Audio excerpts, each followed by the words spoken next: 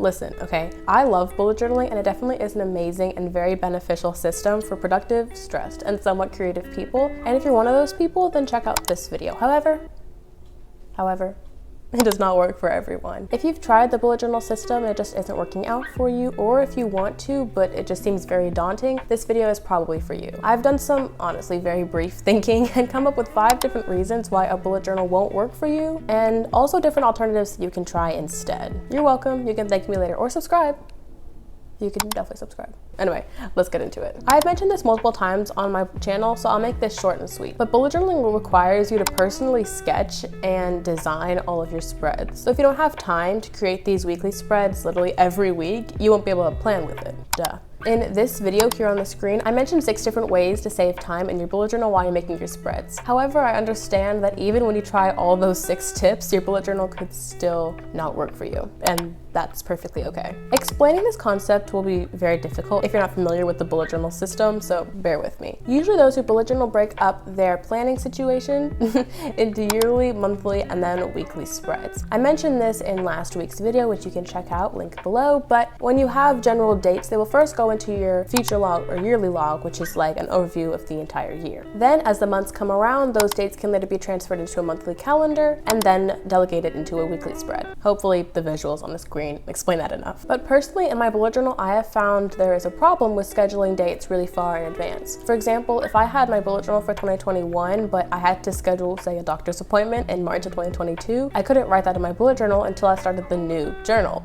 So I'd have to just remember that date until the new year comes around, which is very annoying. Also, if I had a big general to do, like finishing an art project by December, I can't exactly delegate that to one day in my calendar, but it still needs to be finished by December. There are ways to work around this, which I'll mention at the end of this video, but just keep in mind that these things can hinder the productivity of a bullet journal. Going back to my earlier example of a doctor's appointment, say you were just finishing a checkup and you were scheduling your next appointment for a couple months in the future. However, if you didn't have your bullet journal with you, you just have to remember that date, which is why if you're going to use your bullet journal, you kind of have to carry it around with you 24/7 if you're going to schedule any to-dos or events in the future. Obviously then, if you forgot your bullet journal, planning would be very difficult. This also brings up the issue with having a physical bullet journal. If you did remember to bring it with you, you'd have to protect the journal from hazards like liquids or things like that. Many people are okay with this, but if for some reason this wouldn't work out for you, like you would forget your bullet journal, or your bullet journal is too big to travel with, or you have little children who spill things a lot, I don't know. All those different things could be a reason that bullet journaling just may not work for you, and it might be better to find a different planning medium. This point is oddly specific, and so I'll make it short. But if, for example, you had a group project, like a collaborative assignment that you had to do at work, it would be very hard to use a bullet journal because not all members would have access to it. Another example of this could be scheduling different extracurriculars and responsibilities within a family. Although you could use a bullet journal to schedule these events, it would only really be beneficial to one member of the family. Instead, you would have to figure out a different system of scheduling and delegating tasks so everyone could see and follow a group schedule. This is precisely why chore charts were invented.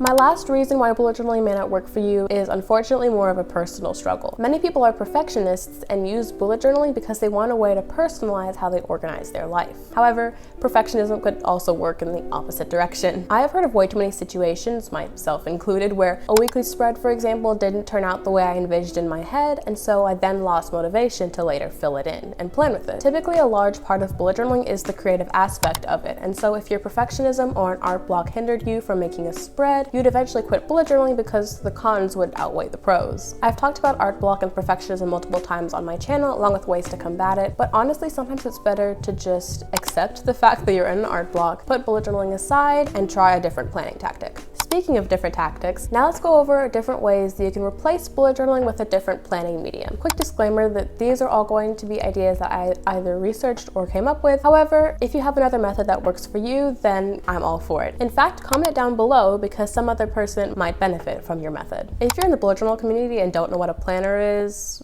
honestly, I can't help you. Like, sorry. You're too far gone.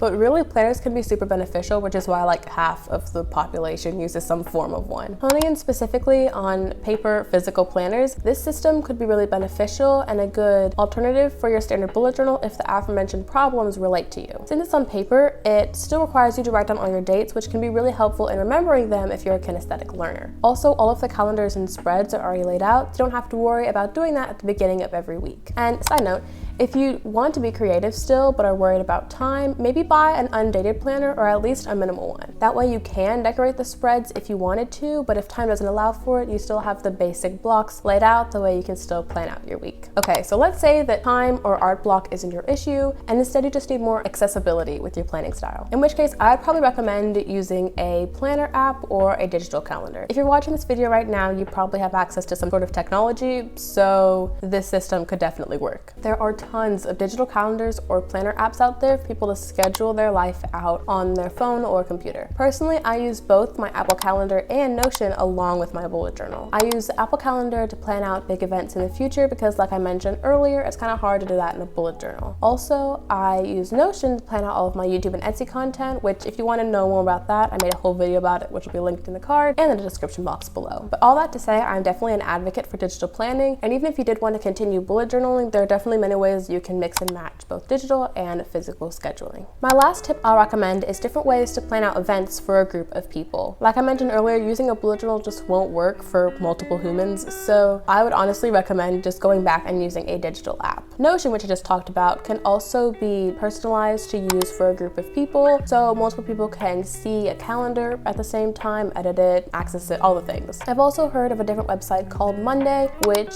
basically is the same concept and works really well for assigning different tasks of work projects. But if for some reason digital planning doesn't work for you, you can always go back to the traditional and simple bulletin board calendar.